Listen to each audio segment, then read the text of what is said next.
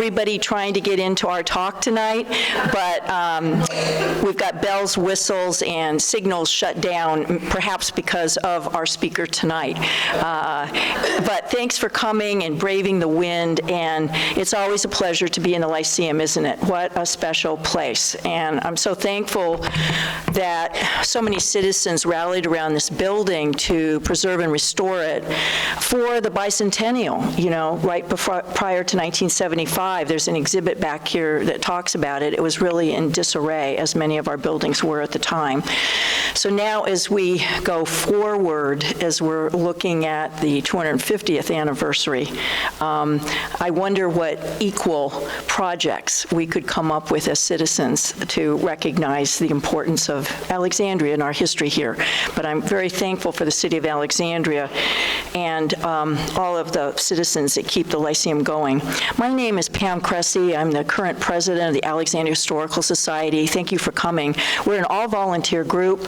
Many of you in attendance tonight have been on our board over the years, and we're now moving into, we've had our 51st anniversary, so it's our 52nd year of lectures. And none of the founders of the Historical Society, as far as I know, are around or living even perhaps, but I want to thank them as well that we can carry on for hopefully another 50 years and beyond.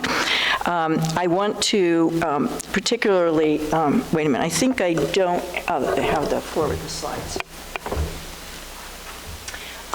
Tonight, our speaker is John Rand, and I'm going to introduce him in a moment, and he's going to be speaking about George Mason and the 10th Amendment.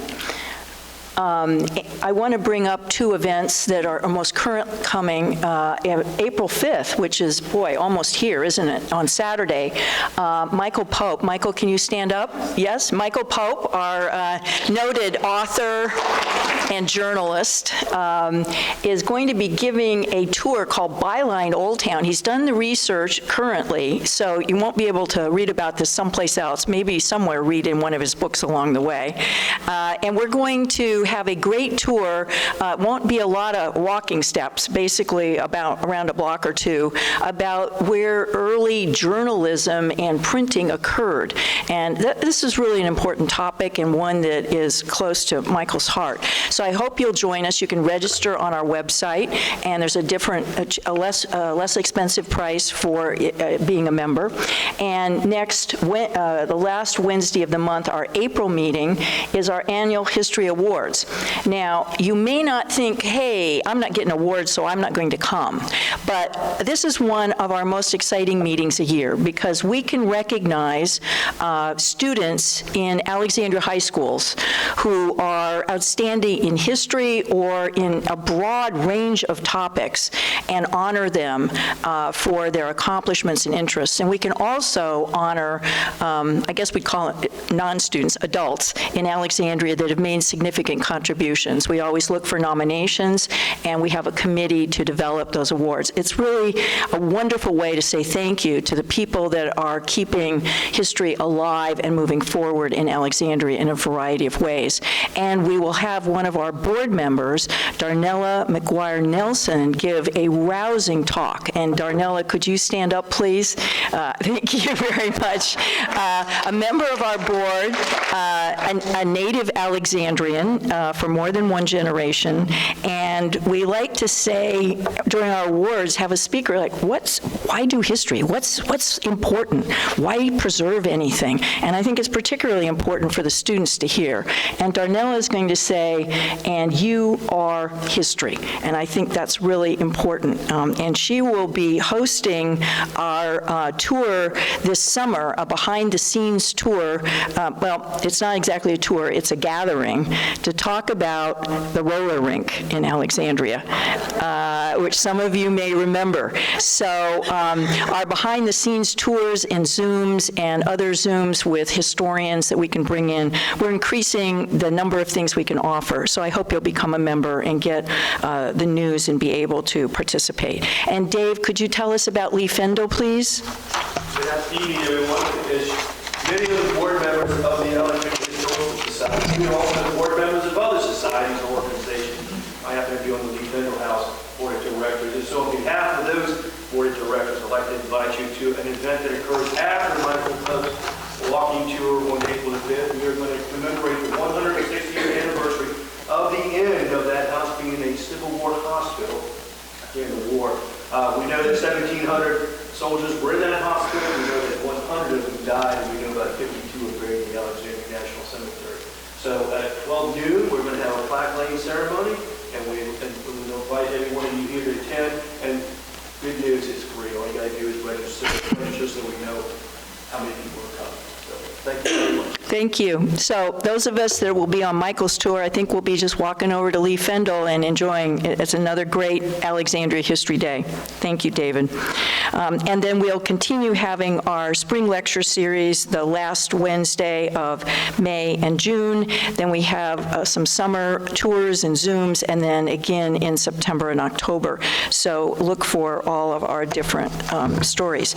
Now I'd like to introduce Sandra Vieira, who is from Gunston Hall, George Mason's home, as a prelude to John's talk, and she has some goodies on the chairs for you. Sandra's in charge of marketing and public relations for Gunston Hall. And thank you very much, Sandra, for coming tonight.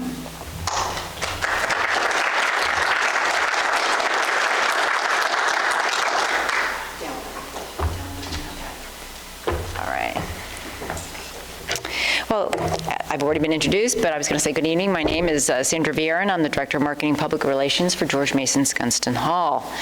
I won't take up too much of your time before the main event, because you've come here to see a talk on George Mason and the 10th Amendment by Dr. Rand. I want to thank Pam Cressy, who thoughtfully asked me to briefly present on nearby Gunston Hall to help us publicize it. I have only about 3 slides to show you. In your seats, you'll find a rack card with information about Gunston Hall and a complimentary general admissions pass for 1 person. Oh, can't hear me? Is that better? Oh, okay. Closer. Okay, closer. Okay. So here is the first slide. Sorry.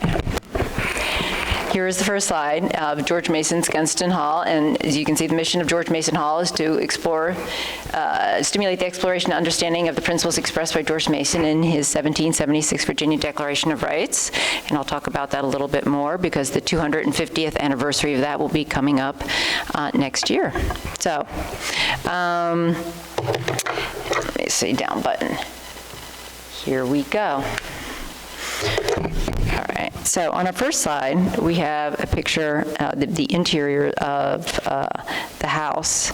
And the mansion was built sometime between 1755 by architect William Buckland and carver William Bernard Sears, who are basically responsible for the interiors. George Mason himself was responsible for sort of the general architectural outline of the house. We have the great parlor and the hallway. That particular wallpaper, just so you know, is in the Victoria and Albert Museum in London. They're fabulous interiors. And then the dining room, we think, we're not sure and we can't prove it, may be among the first rooms in colonial America that was done in the chinoiserie style. So right now, we're exploring that, but it definitely was among the first in colonial America. And then here is George Mason's study, where a lot of what he wrote happened, not everything, but quite a bit, and where he sat and entertained a lot of guests, from Thomas Jefferson, George Washington, James Monroe, and so forth. And I encourage all of you to come and visit and see for yourself the magnificent, in the hallway, there's that incredible carving that hangs down in the middle. The carvings by William Bernard Sears are incredible. So I urge you all to come and take a tour. We have guided tours of the house. So, and it's also it doesn't look it, but it's also very family friendly because we won a grant from IMLS to experiment with various things for when we have families in the house and how we can engage families and their children more directly in history within the mansion. So please bring your families. Second slide. And in October of 2023, Gunston Hall opened its restored Riverside Garden, 1-acre garden. There was extensive archaeology done to bring it back to pretty closely how Mason had it. The fence that you see around it in the background probably was not there. There was a type of fence, but not the type of fence that we have there now. But it pretty much has been pretty faithfully restored, along with some heirloom seeds. So we grow a lot of it. We're also a NABA certified butterfly garden. And when you walk out to the end in this particular slide, and you see those gates way out there, you look way down to the Potomac, and if you look at the slide of the Potomac over there, it doesn't quite show it, but that was a deer park during Mason's time. And at the end of that gate, where that picture was taken from the Potomac, are terraces, and we think, we're not sure yet, but we think that he may have used that for a hunting platform down into the deer park. We're not sure. So, and there's we have a lot of very interesting ongoing archaeology going on. We have the ECR project where we're going to be using the archaeology to help reconstruct some of the quarters of those who were enslaved on the property. And that would be, if you, going back to the first slide, thinking to the left of that mansion, that's where we have found archaeological evidence of the enslaved quarters. There was also another grouping of enslaved quarters, but we haven't found them yet. They're about 150 yards away. We're somewhere closer to Gunston Road. We're just not sure where it is yet. So, but we are extensively investigating all of this at the time. Let me see, what else? Okay. I also would like to say, don't miss our exhibit, Revolutionary Rights. It's where we detail George Mason's intellectual development and his lasting legacy, and his influence, particularly on the France's Declarations of Rights of Man and Citizen, which was quite extensive. And then, if I may, I'd like to just briefly talk about our events that are coming up. May 9th, we have our very well-known Cocktails by Candlelight, where we serve 18th century food and cocktails, much of it harvested from our historic garden from heirloom seeds. So that's always quite the event, and sells out. So if it's something that you're interested in, I would say go to the website and get your tickets. May 17th is our fundraising gala, and June 14th is one of our big events of the year.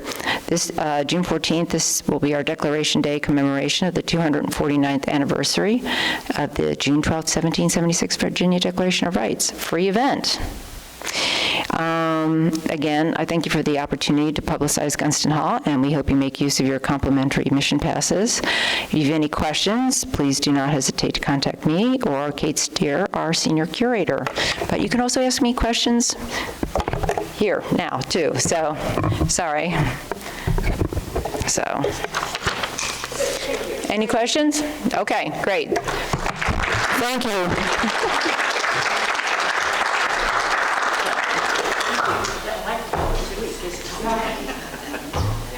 Thank you, Sandra. How many of you have been to Mason Neck? Aha. When you were driving there, were you saying, I feel like I'm going to another state?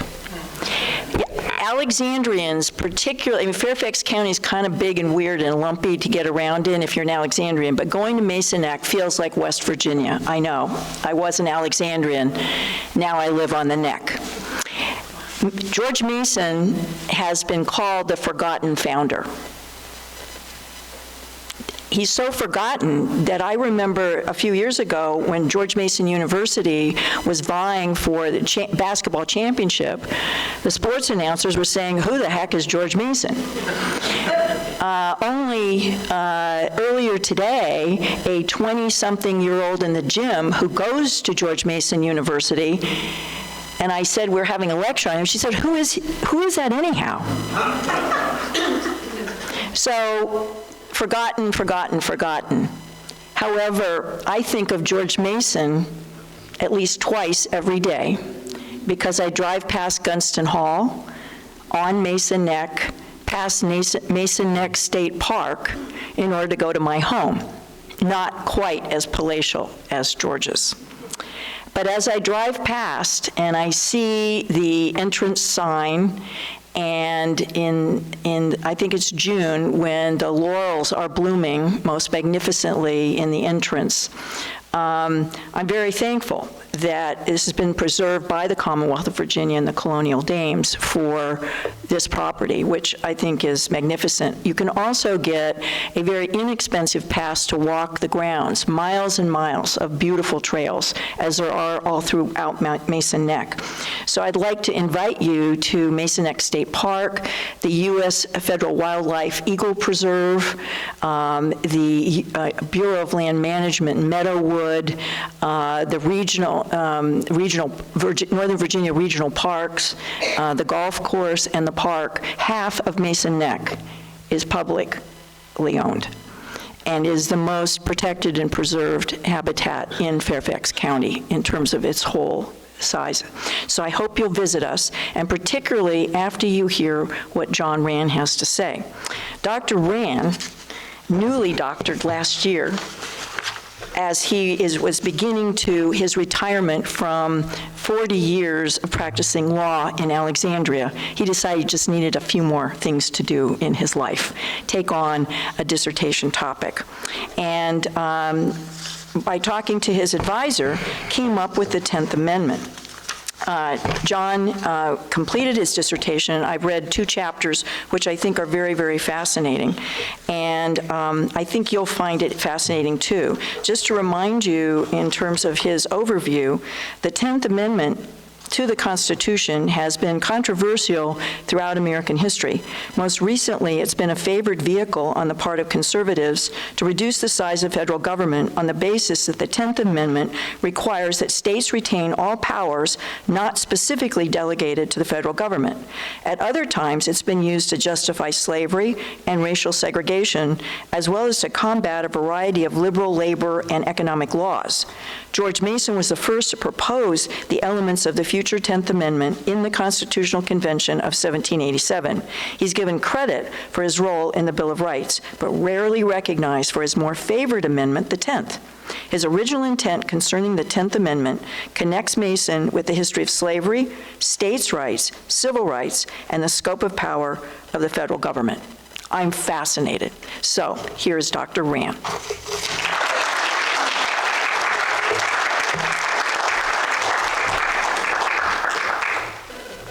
Thank you, Pam. I'll try to master this microphone. I just want to advance this one for you. Okay. There you go. There it is. I'm only getting used to being called doctor, which I don't like. I think doctor should be for people with medical degrees. I'll never call myself doctor. But I do want to enthusiastically recommend Gunston Hall. It's really a jewel down on Mason Neck, and you can't go wrong going for a visit. So I would say that they've just done fabulous work in terms of their new garden, their focus on the enslaved interpretation, the just everything about Gunston Hall is excellent, and so I'd recommend it. The 10th Amendment. So, as Pam said, the 10th Amendment has been controversial throughout our history. It's been the subject of a lot of contemporary angst for the last 50 years, when conservatives have been challenging federal laws as being too all-encompassing for the federal government, because if you read the Constitution, the states are supposed to have certain powers that are not specifically delegated in the Constitution to the federal government. it's a pretty flexible constitutional amendment because recently we've heard talk about the current administration wanting to take certain actions in states that people begin to say, well, is the federal government really supposed to be fooling around with congestion, traffic congestion in New York City, for example? Isn't that a state issue? I want to say, oh, the 10th Amendment. Let's talk about the 10th Amendment. So to understand Mason's connection with the 10th Amendment, we have to go back to Mason's time. By the way, Mason had plenty of connections to Alexandria. Mason was originally a justice of the peace when he was young in Alexandria. Alexandria was essentially the county seat for Fairfax County. He also had issues with Alexandria. There's plenty of research concerning how he had certain battles with over tax issues and other things with Alexandria, county versus city sort of thing. So that would be the subject of another talk, I'm sure. So going back to let's go back to the American Revolution when we still had colonies. The colonies, that's 1775, the Revolutionary War had started already in Massachusetts in April of 1775. The colonies sent representatives to Philadelphia to see if they couldn't coordinate some sort of action regarding Great Britain. And it wasn't any sort of sanctioned national government, but it was a work in progress. The Continental, they were later called the Continental Congress, but they went back to the colonies and they said, well, the royal governors have all left. They didn't want to get tarred and feathered or whatever else was happening to them, and we would recommend that you consider writing constitutions and becoming states. And that happened. George Mason, as a matter of fact, was principally responsible in 1776 for writing the first Virginia Constitution. And the Declaration of Rights that Sandra referred to was a preamble to that Constitution that occurred in June of 1776, and it was actually used by Thomas Jefferson when he wrote the Declaration of Independence a month later. So that doesn't have anything to do with the 10th Amendment, but it's just an example of what a outstanding intellectual and politician George Mason was. He was one of the oldest founding fathers and one of the most important, and certainly one of the most forgotten founding fathers. So at any rate, the point is that the states began to write their constitutions, and there was no national government, so the states were first. That's why at that time, the most men's loyalty, and there were women, but of course women weren't allowed to participate in the public sphere at the time.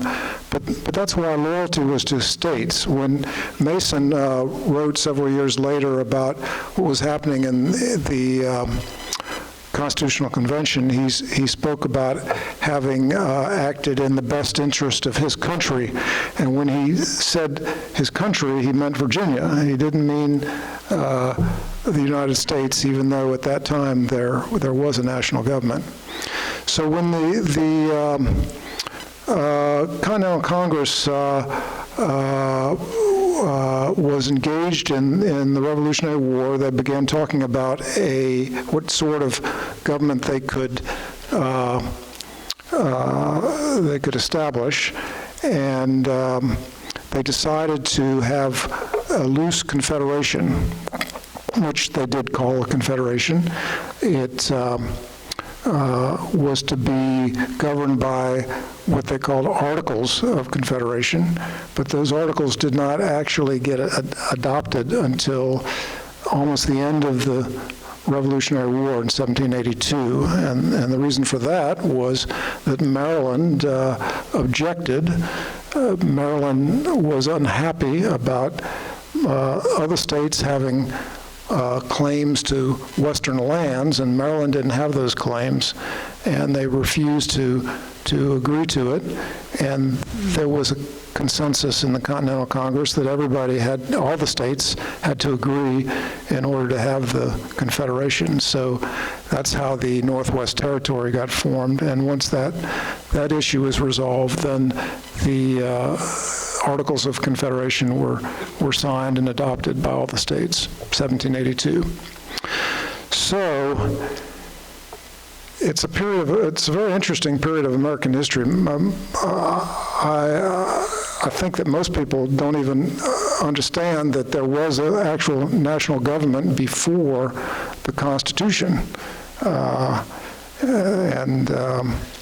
It wasn't a very successful government, which of course is why we ended up with a Constitution. But what happened was that not only did all the states have to agree, which is difficult, but the Articles of Confederation did not give the government much power. They didn't give the government the ability to tax the states. They had to ask for contributions. They had no enforcement provisions. So it was a very weak government, and things were not going well, so that several of the leading men, whose names I'm sure you know, James Madison, Alexander Hamilton, they wanted to create a stronger government, which was very difficult because you were asking those who had power in the Confederation Congress to give up that power and create a different kind of government, which was difficult. So they tried for several years, and finally managed at a meeting in Annapolis where they had a bare quorum to have an agreement to meet in Philadelphia in the summer of 1787 to amend the Articles of Confederation. So when they did show up in Philadelphia, James Madison had done a little bit of legwork and showed up with what has been called the Virginia Plan, which is essentially the framework of what became the Constitution that we have now. Madison gathered all the delegates from Virginia, which included George Mason. George Mason, by the way, had never traveled outside of Maryland and Virginia, so it was the first time that he had ever traveled that far. But he was very interested in participating because he understood that they were laying the groundwork for something that was very important and very permanent. So he went to Philadelphia as a delegate, and he met with the Virginia delegation. They all arrived before everyone else, and they all agreed that they would support this plan of Madison's, and proceeded to work all summer long in 1787 to write a constitution. It wasn't easy because there was a lot of disagreement. Even though all the delegates were essentially elite men, they had a lot of disagreements, as you can imagine. And as the summer went on, George Mason in particular became very dissatisfied with what was going on. One of his largest concerns had to do with individual rights and he felt that the new Constitution needed a Bill of Rights. It didn't have one. The reason it didn't have one was because the other delegates at the convention felt that the state charters that were then in force were sufficient, and they didn't want to go down what they considered a rabbit hole that as to what would be an individual right and what wouldn't be, and they felt that the state charters would still be in force. Mason argued that if the Constitution, as it had already been thus far drafted, had a supremacy clause that stated that federal law would be superior to state law, then the state rights charters would not be enforceable. He brought a motion before the Constitutional Convention. He got the support of only 2 other men, and it went down in flames. So by the end of the convention, Mason was quite dissatisfied, and why he was so interested in individual rights is difficult to say. He had written the Declaration of Rights, which was a document that was before its time and was lauded by so many people, and so he had a reputation in a way. He was older than some of the other founding fathers, and a little bit more set in his ways, I would say. And some people would call him a bit of a curmudgeon, but he was a very intelligent, very principled, very consistent man, and he really did have a respect for the rights of individuals and not just the elite. In some respects, the other delegates at the convention had less of a concern for other Americans, the middling class, so to speak, the lower class, middling class, and there were the elites, and they represented the elites. So it wasn't that they were as concerned about their own rights as they needed to be, because their rights were taken care of. But at any rate, Mason was one of 3 delegates not to agree to sign the Constitution as it came out of the convention. It didn't need to be signed. It was basically a draft that was being forwarded to the Confederation Congress, hoping to get the Federation Congress to recommend it to the states for ratification. They had very wisely written into the Constitution that it only needed to be ratified by 9 states instead of all the states, which was an obvious a need for them, since Rhode Island didn't even bother to come to the convention. Rhode Island was not interested in a stronger national government. So Mason refused to sign it, and he was the first to write on the subject. He wrote an essay that he titled Objections to the Federal Constitution, and the very first objection was that it lacked a Bill of Rights. And in those days, the way you got your message out was through writing essays and being published in newspapers. And what happened after the convention was what we call the ratification period, which was a period of 10 months that the states all considered it. They all had conventions at different times, and they considered whether to ratify the Constitution or not.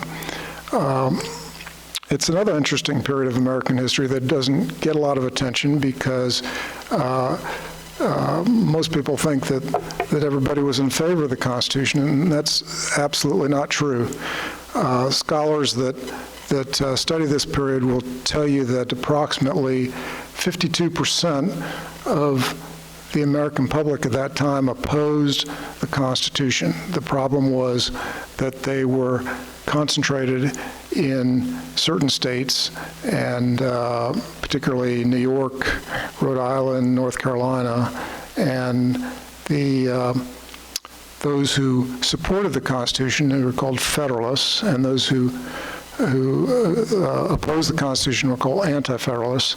The Federalists had the votes in a sufficient number of states to ratify the Constitution, which occurred 10 months after it came out of Philadelphia. So the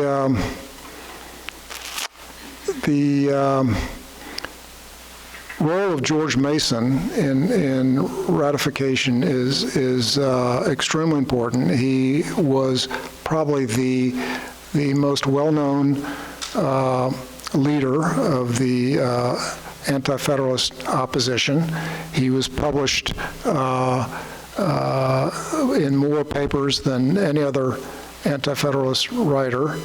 He was the first to suggest that the Constitution needed a Bill of Rights. He has been known since as the father of the Bill of Rights, even though he didn't write the Bill of Rights. James Madison wrote the Bill of Rights. And during the ratification campaign, he also suggested that we needed something that was similar to what is now the 10th Amendment. With almost the exact same language, he suggested that because of the danger of the federal government being too powerful,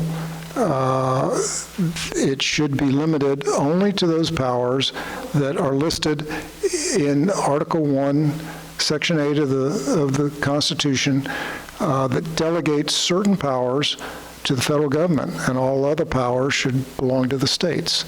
So not only is George Mason the father of the Bill of Rights, but he's the father of the 10th Amendment, or the originator, at least, of the 10th Amendment. So after ratification, what happened was we needed to fill the federal offices, and the Constitution was ratified by 9 states in June of 1788, and in the fall of 1788 and the winter of 1789, there were elections for federal offices. In Virginia, the legislature was controlled by the Anti-Federalists. The vote in Virginia was fairly close. Virginia was considered to be equally divided. A fascinating story about the convention, the ratification convention in Virginia. There's some excellent books on that. And Mason and Patrick Henry were the two leaders opposing the Constitution at the Virginia Convention. But sorry, I lost my train of thought here. We were talking about the running for offices, and the legislature in Virginia was controlled by Anti-Federalists, even though the vote was pretty equal. And in the new Constitution, the state legislatures were enabled to appoint the 2 senators for each state. They first offered George Mason one of those positions, but he declined. He had been very bruised, so to speak, in the ratification battle. The Federalist Papers had really taken off after Mason, and said many scurrilous and untrue things about Mason, and his reputation was pretty much in tatters after that. It was because it was such a close vote, in many states, it was very antagonistic. So he wanted to retire. He was not well. He actually died within 4 years in 1792, but he retired to Gunston Hall. James Madison wanted to be a senator from Virginia, but there was an anti-Federalist legislature, so he didn't get the appointment. And James Madison decided to run for the House of Representatives from one of the 7 congressional districts where he lived in central Virginia, which was a very tough race, being evenly divided. He ran against James Monroe, who was a young anti-Federalist at the time, later, of course, to be president. And Madison saw the handwriting on the wall, and he heard the message that people wanted a Bill of Rights. So he agreed in writing that if he was elected to the House of Representatives, he would, one of the first things he would do would be to propose a Bill of Rights to amend the Constitution in the new Congress. So he did win. In February of 1788, he won that election by 300 votes, pretty close election. And when he got to New York, later that spring for the first Congress, one of the first things he did was he proposed a Bill of Rights. And it's pretty similar to what we have today. All but the 10th Amendment are individual rights, freedom of religion, free speech, freedom of the press, that sort of thing. But the outlier is the 10th Amendment, which of course has to do with the division of power between the federal government and the states. The Congress, the first Congress, was roughly 2/3 Federalist. By that time, people were sick of the bickering, and they saw the new Constitution as a big benefit to economic stability, and Federalists were elected primarily to further that goal. So when Madison proposed a Bill of Rights, he proposed something that was non-controversial. He had to rely on Federalist votes to pass it, and who doesn't want individual rights, right? That's what we fought the Revolution for. But the interesting thing is that the 10th Amendment was not controversial either. At that time, as I mentioned before, there was a great allegiance and loyalty to one's individual state, and all the delegates of the convention assumed that they were writing a constitution that would have a specific role for the federal government, primarily in foreign affairs or adjudicating disputes between states, but most of the grunt work, so to speak, would be done on the state level and not on the federal level. So that was why the 10th Amendment wasn't controversial at the time. The problem was that throughout the history, long before the Revolution even, and even up to the current day, we've had a division in our society that has, it's tough to say exactly what it is, but sometimes it's a division between rich and poor, between haves and have-nots, between now we see it between liberals and conservatives. Back then, the very first terms that were used were between cosmopolitans and localists. So cosmopolitans in the colonial era were more geared toward a market economy and whatever urban areas there were then, and localists were rural agricultural people. So when we got into the 1790s, in George Washington's first administration, there was still this split and this division, and it was demonstrated by Alexander Hamilton, who wanted to develop an economy that was based on a mercantile and capital, and we had Thomas Jefferson, who wanted to emphasize agricultural yeoman citizen sort of philosophies, political philosophies. So as soon as we essentially got out of the starting gate, there was big controversies over the 10th Amendment, which seemed to be so non-controversial when it was passed. And one of the first things was the National Bank. Hamilton wanted a national bank. Jefferson didn't want to have a national bank. It didn't actually reach the Supreme Court till the early 1800s because it required the Supreme Court to decide that they got to adjudicate all constitutional issues. That wasn't the original intent of the founders for the Supreme Court. But by the time John Marshall, who was an ardent Federalist, took control of the Supreme Court, he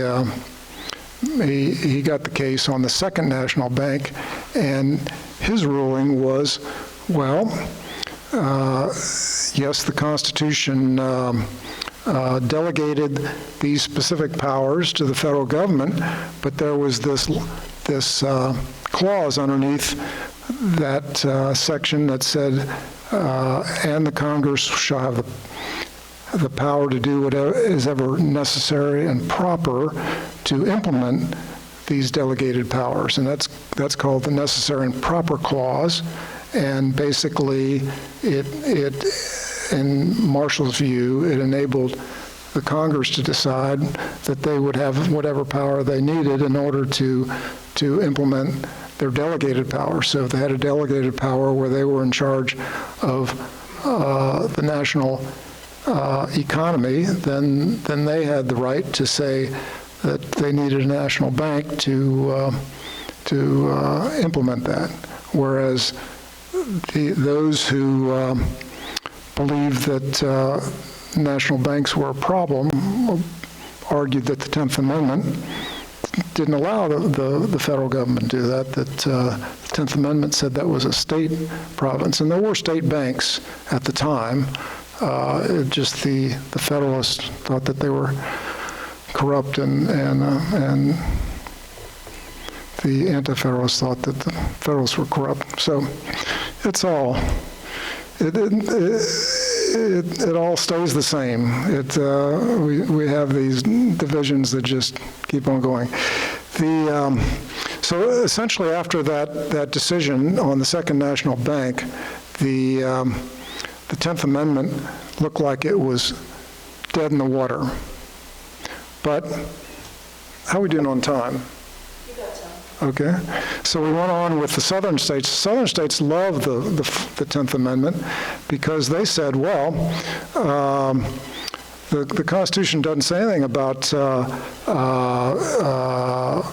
federal government having the power to prohibit slavery from the territories or from new states, or even, God forbid, doing away with slavery in the South.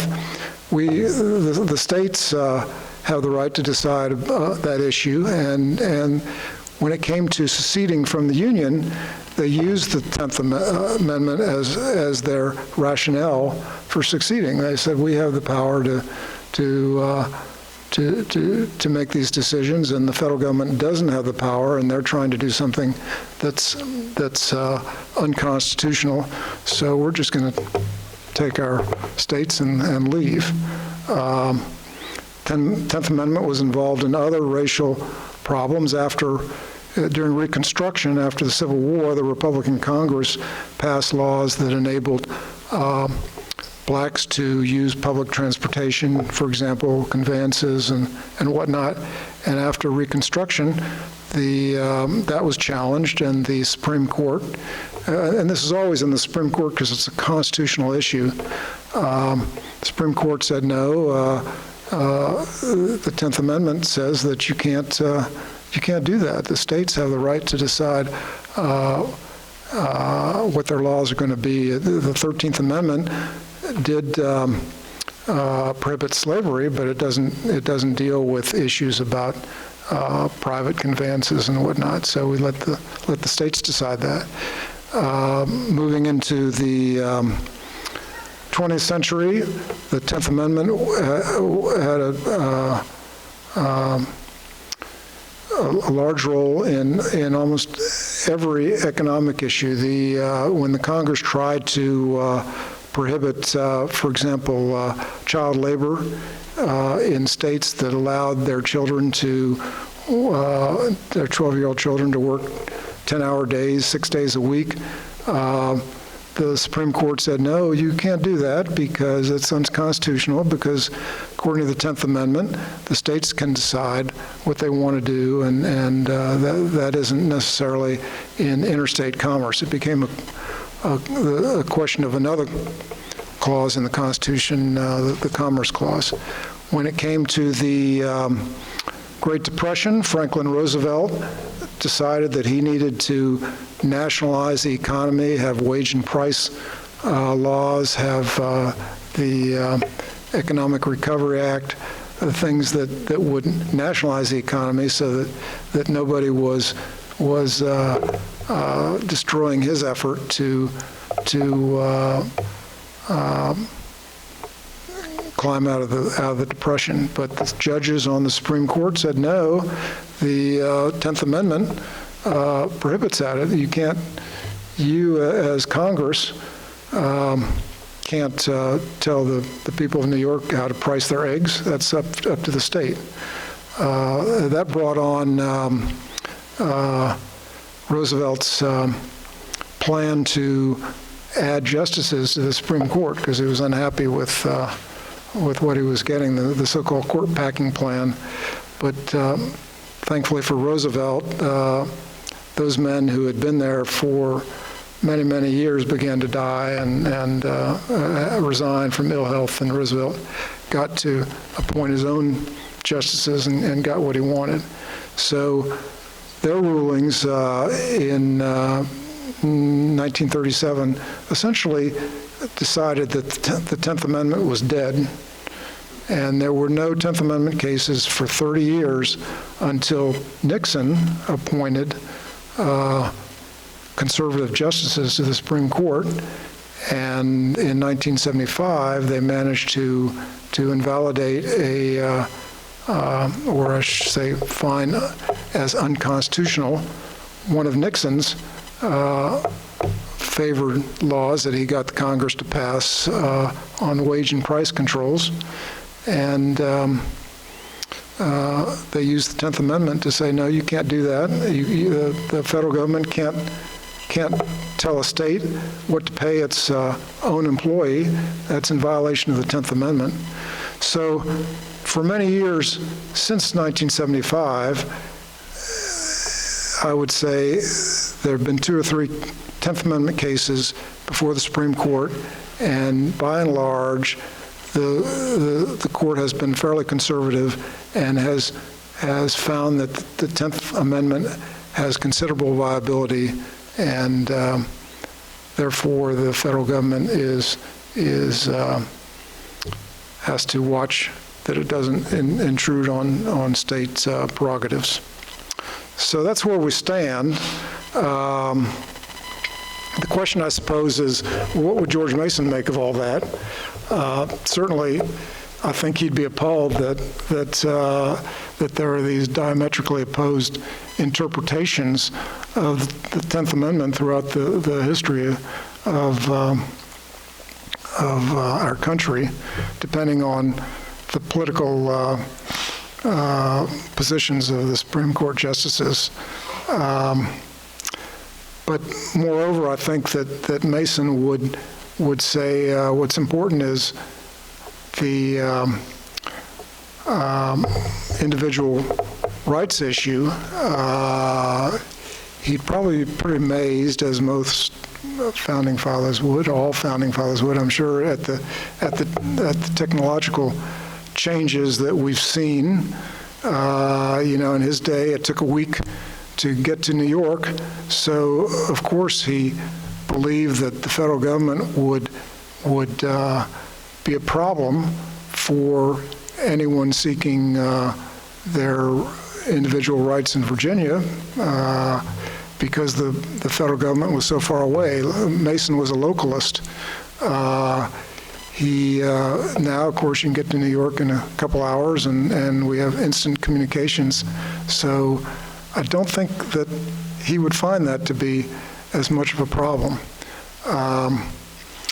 And I think, moreover, if you look at the last 100 years of our history, you would find that the federal government has been far more protective of individual rights than states. You're talking segregation, you're talking Brown versus the Board of Education, you're talking about the enhancement of individual liberties in the Warren Court.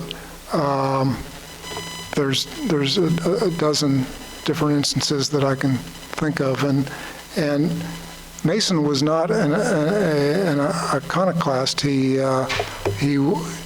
didn't believe, like some, that you have to interpret the 10th Amendment strictly on the basis of its text. He had reasons for wanting to have a 10th Amendment that involved underlying considerations. And so I would say that, in the last 50 years, I believe that there have been Supreme Court opinions that have mentioned James Madison as supporting a position to uphold the 10th Amendment and find congressional legislation to be unconstitutional. But I would think that if they would look a little further and consider what George Mason thought, we might have a different result. So that's a brief history of the 10th Amendment and George Mason, and perhaps someone wants to make a comment or start a discussion or ask a question. I have a question.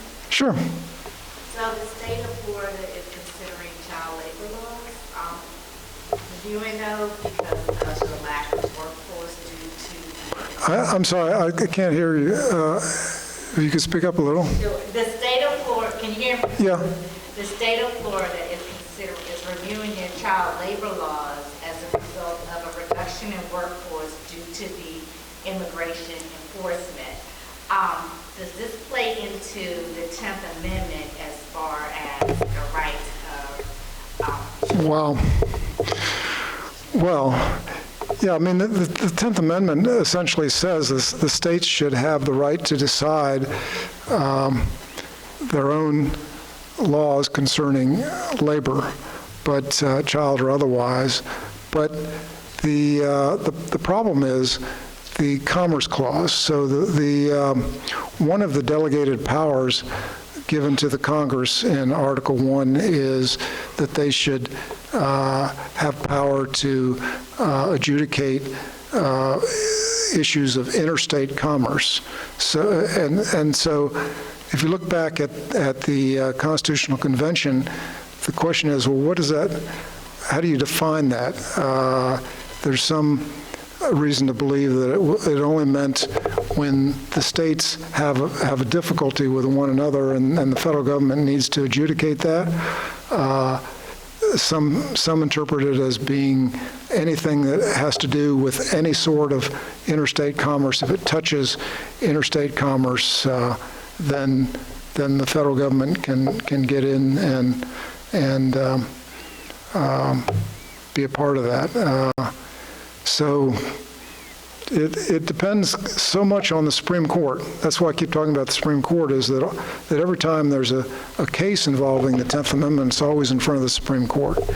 So there was a series of cases not too long ago about marijuana laws in California, about whether that was a federal concern, that since it affected other states, this was before marijuana started to become illegal, whether it was about medical marijuana in California, whether that, to allow medical marijuana in California was okay, or whether the feds had the right to go in and say, no, you can't do that because it affects other states where marijuana is outlawed.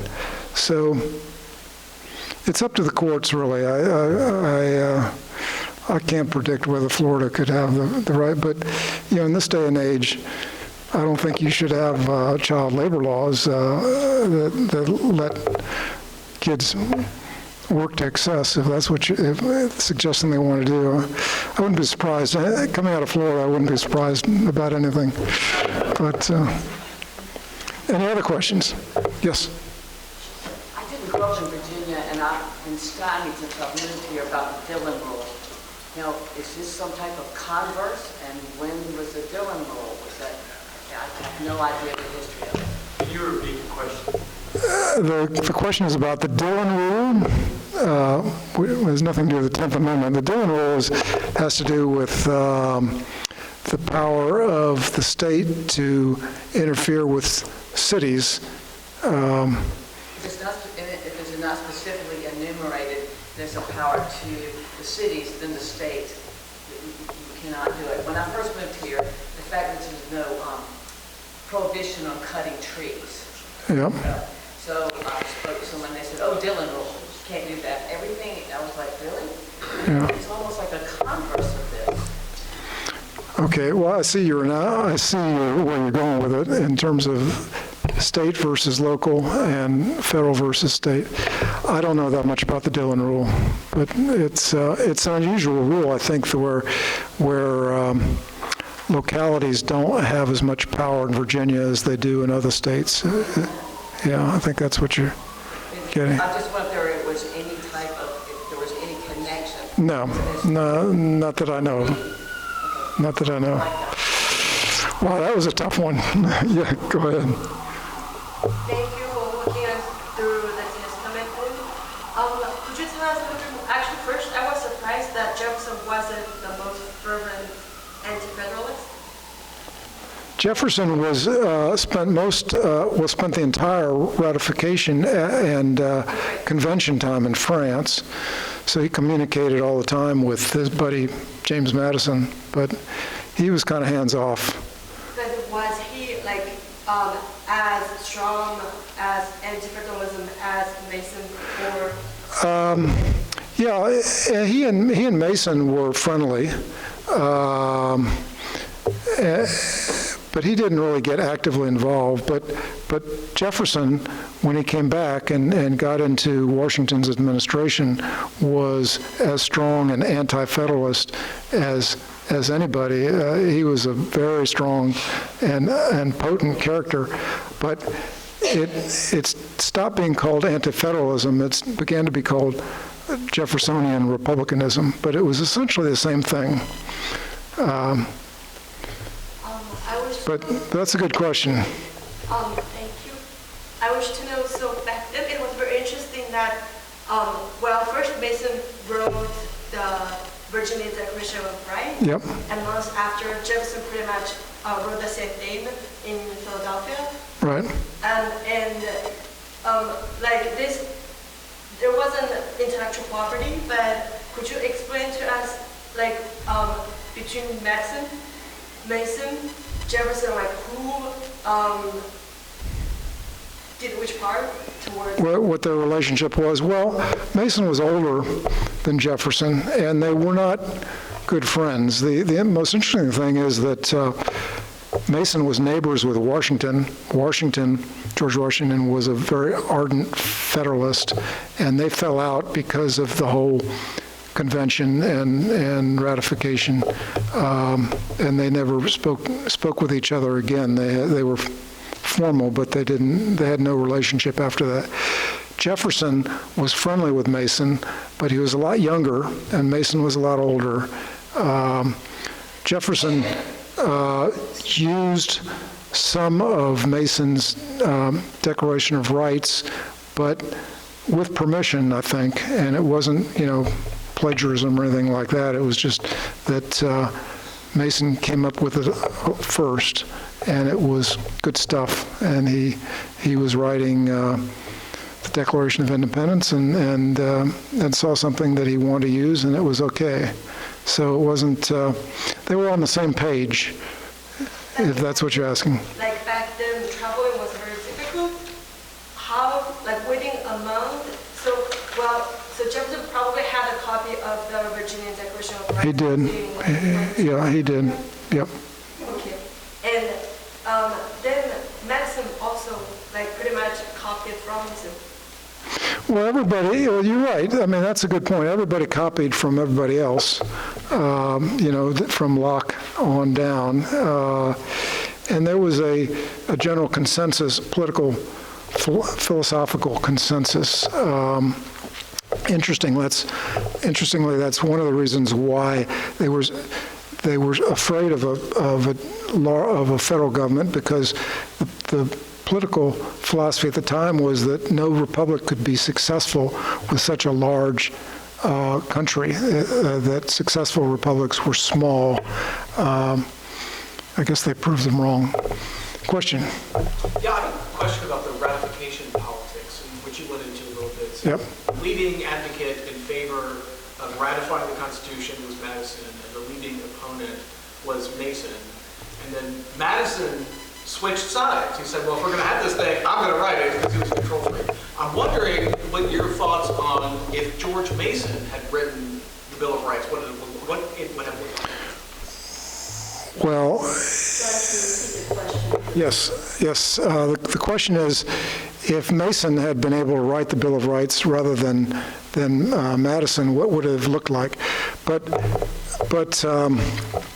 I wouldn't say Madison was a control freak. He, in order to get elected, he really had a strong desire to be involved in the government, and he wanted to be elected, and he saw the opportunity to write a Bill of Rights. Number one, it would be non-controversial. It had to be in order to pass.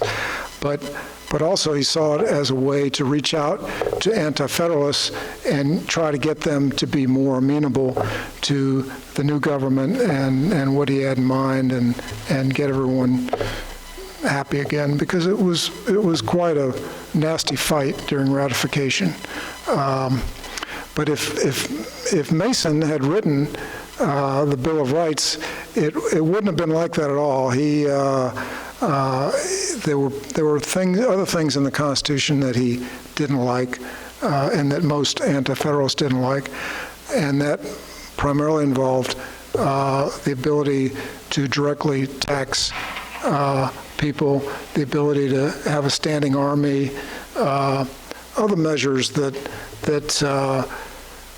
we might associate nowadays with conservatives. Actually, Mason was more of a status quo kind of guy. He kind of liked the way things were, and he was afraid that here was this big experiment that had never happened in the world before, that America was undertaking, and he was worried that this was going to go wrong and this was going to go wrong, and when he did look at the Bill of Rights, and there's a letter that he wrote that in which he comments on it, and he basically said, well, yeah, that's pretty good, but they needed to do a few other things, and one of the things, if I recall, was he didn't like the idea of the federal judiciary, and he didn't like, I can't remember the other things, but they were things that weren't in Madison's Bill of Rights, which was very non-controversial, because everybody had to agree to it, and like I said, who would not agree to individual rights, because that's what they'd fought the revolution for. Yes, I'm going to let someone else ask a question back here. Yes. So other people besides Mason who didn't sign the Constitution?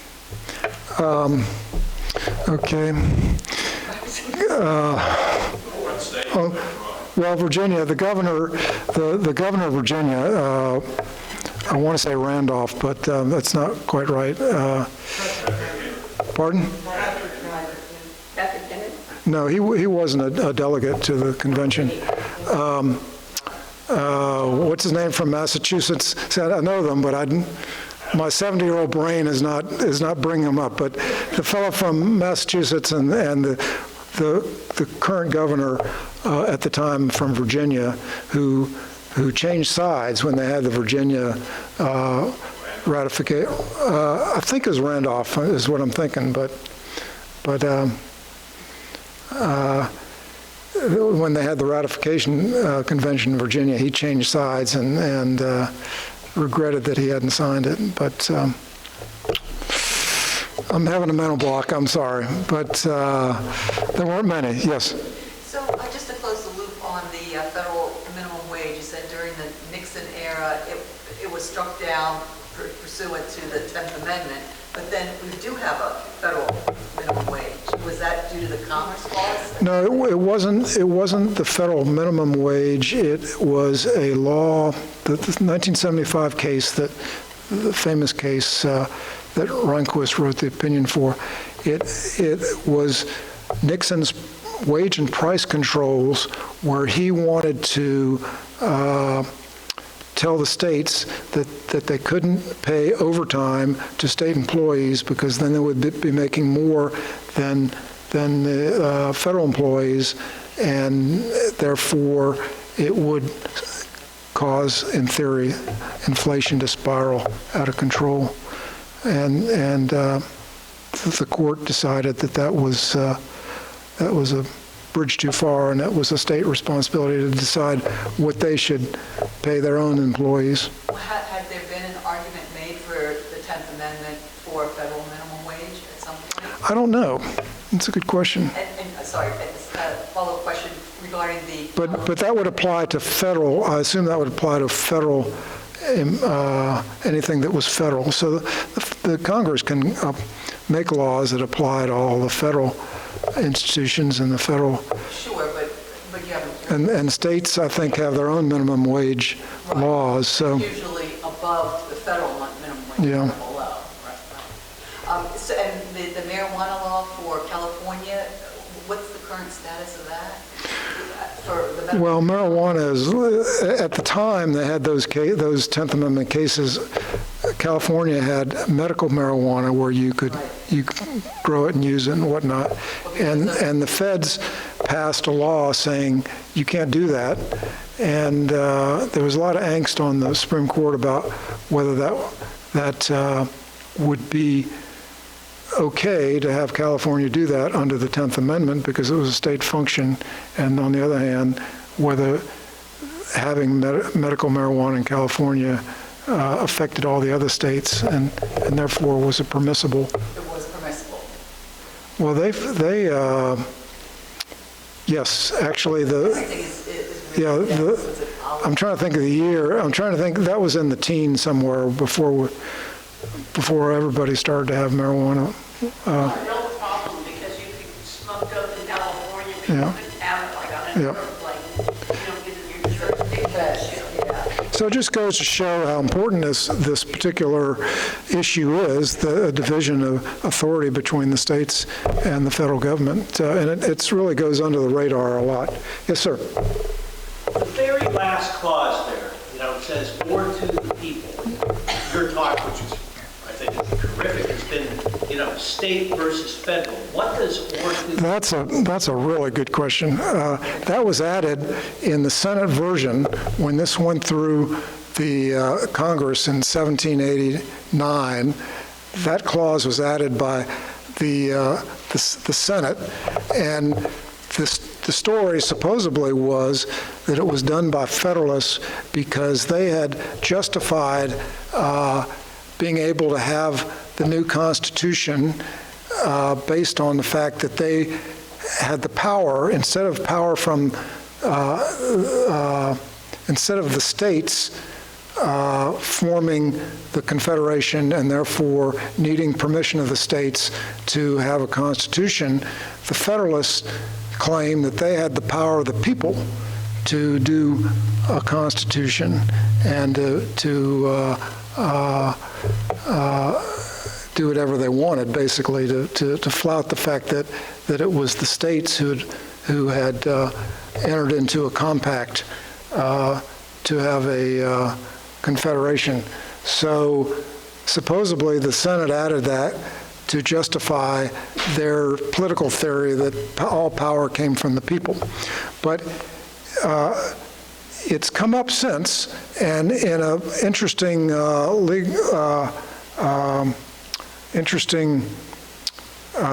Supreme Court opinion by Clarence Thomas, of all people, he cited that and said that means that not only can this power needs to go back to the states, but the people of the states get to vote and decide what their power should be. It was really completely off-the-wall legal theory from Clarence Thomas, and nobody's ever touched that with a 10-foot pole. But it's just kind of hanging there, and nobody really knows what it means. But every legal analysis of the 10th Amendment has pretty much ignored it and just says this is a question of whether the federal government has the authority to do something or whether the state governments have authority to do it. So, good question. Yes, who hasn't asked a question? Here we go. When the 10th Amendment was adopted, we had a very different economy. And now we have an international, federal economy.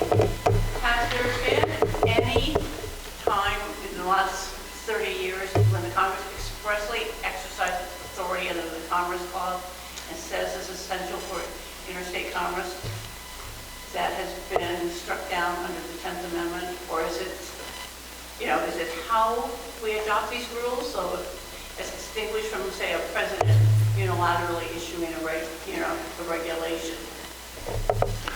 Wow. Restate that. Well, there is, of course, always the problem of a president thinking that he can do whatever he wants. But I can't really answer your question. The 10th Amendment comes up only in several cases every year, and it's been very low key ever since the conservative Supreme Courts, Sandra Day O'Connor, Clarence Thomas, Rehnquist, and two others formed a 5-4 majority for a number of years in the 80s and 90s that ensured that any time that the 10th Amendment was brought up, that they would vote for it. And so there's a series of cases there, and it hasn't really popped up a lot since then. But it might be because the Congress has become so ineffective that they don't seem to try to enter that dynamic anymore, and Republican Congresses don't try to exercise as much authority over everything, but it always is a Supreme Court issue, with one exception. In the 1990s, Senator Ted Stevens tried to pass a law that said every time Congress passes a law, they have to consider the ramifications of the 10th Amendment. It died in committee. Thank you, John. All right.